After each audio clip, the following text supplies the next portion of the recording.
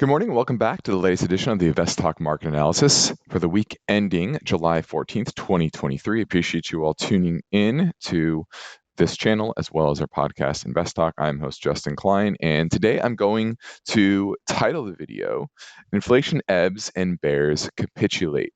And this week was all about the inflation data, and that came in on Tuesday. You had the CPI coming at 3%. I've talked about this for a while. Due to base effects, you're likely to see a stair step lower in June, and that's when we got 4% all the way down to below 3, rounded up. Obviously, it's 3% on the CPI, and you can see that with this, right? I talked about last June how it peaked at 1.19%.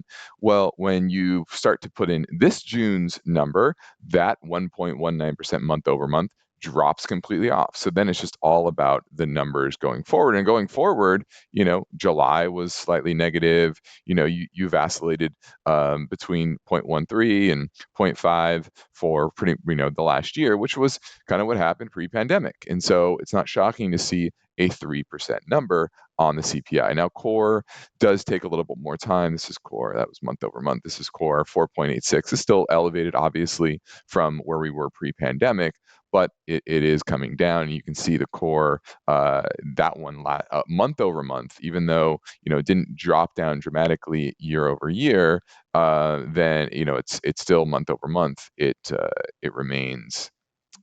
It dropped down to 0.16, which is the lowest level since 2021, right? So that will likely going forward continue to. You can see the dates that are drop off, right? So this June fell off.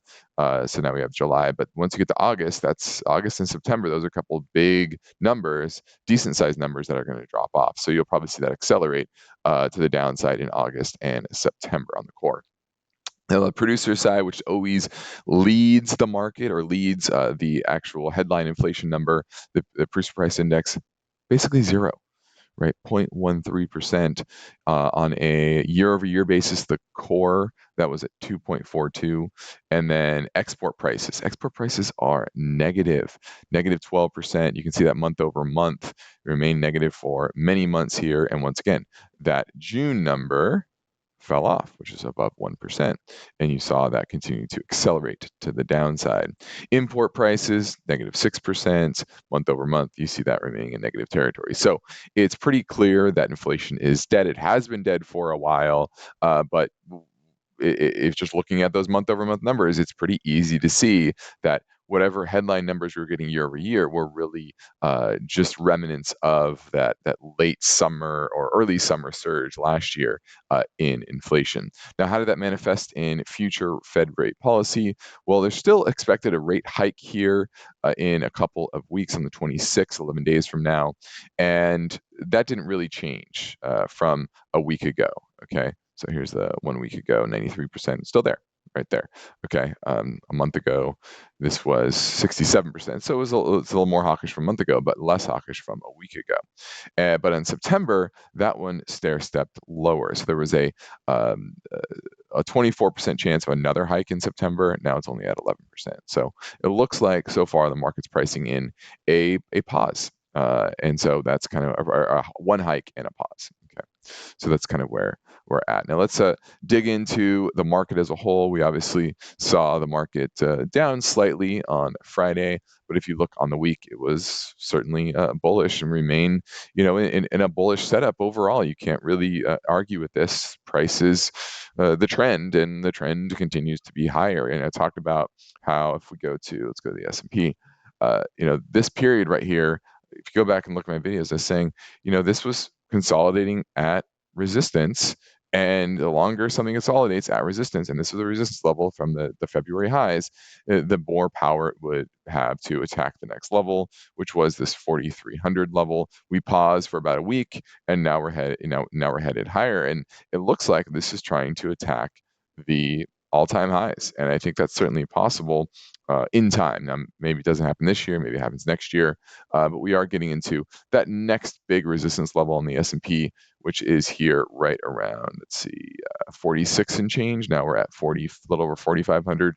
So, I expect some Probably some resistance there, maybe a pullback, right? Because it's already a bit extended. Market's a bit extended from the longer term moving averages. But what you can see here, this is something you always want to watch on charts, is look at the distance between these moving averages. That's a solid trend in place. And once a trend is in place, it takes a lot to really break it. And if you look at some of the other indicators of things that might be a catalyst for breaking lower, you're not really seeing that, right? The VIX remains very low. Let's look at the credit markets. Here's SHYG to SHY.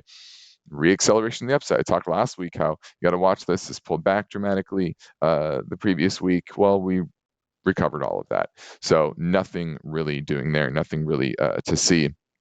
On the move index, that remains relatively muted, because the expectation is for one more hike and a pause. Remember, I talked about that there was a decent chance of two more hikes before this week, before the inflation data. Now that's kind of come off, and the move index remains low, and that obviously is a good sign for markets as a whole near term. The commercial mortgage-backed security market, that continues to hold in there as well. Let's see what else. Oh, the 10-year. The 10-year was accelerating to the upside last week, and it reversed. And the dollar took a stair step down. I talk about, look at this. This is a very weak dollar. This looks like the dollar's ready to roll over. And I've said this many times. A weak dollar is bullish for asset prices. Sounds weird, but it is true. Remember, the market is not priced in real terms. It's priced nominally. And so when the dollar is weak, that means more dollars in the system to buy asset prices, to liquefy the economy, to liquefy markets. And that's kind of what you're seeing there. Okay. Now, we did have the bank earnings out after the bell, or before the bell on Friday. And there was a pretty decent reversal here, right? Here's the XLF. You had a rally early, and a lot of them faded. Look at JP Morgan. That one still up on the day, but faded. Citigroup definitely faded in a big way, big reversal there. So the banks still, despite rates pulling back, the market didn't like what they were seeing out of the large bank earnings. Obviously, there's still the regional banks, which is more important, but that was something. The one negative I saw really on the week was that reversal in the bank stocks, which I just still don't find those very attractive. Let's look at the precious metal market. Here's the silver to gold ratio. That accelerated to the upside. So that's a positive for precious metals as a whole. Obviously, gold got some nice traction, finding a little bit of resistance here at the 50-day moving average. So wouldn't be surprised to see some short-term pullback or consolidation. But look at silver. Silver well above the 50-day. And remember, when precious metals are in a bull market, silver tends to outperform. Here is GDX. GDX now above the 50-day moving average, little pullback on Friday. But overall, this is just making a series of higher highs and higher lows. You can't really be mad at this overall. You have the materials sector as well, that also accelerating to the upside. Obviously, a weak dollar is good for those commodity markets. If you look at the Dow Jones, this is the commodity index, Bloomberg commodity index, that is starting to find some traction to the upside above the 50-day moving average, and looking more like it did back here.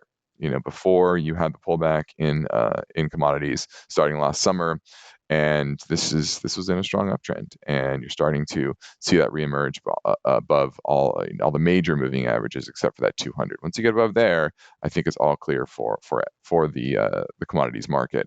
The XLE pullback, the energy sector pullback on Friday, but overall still a decent week there. But something to watch. That pullback was pretty strong. See if there's follow through to the downside. The industrials, that area continues to march higher. Some nice strength in the industrials. You can't be really mad at that for the overall economy, right? That's a good indicator of what's happening in the overall economy. I talk a lot about the manufacturing, reshoring, and we are at record amounts of spending on manufacturing production facilities here in the US. Okay, and that's certainly good for the industrial space.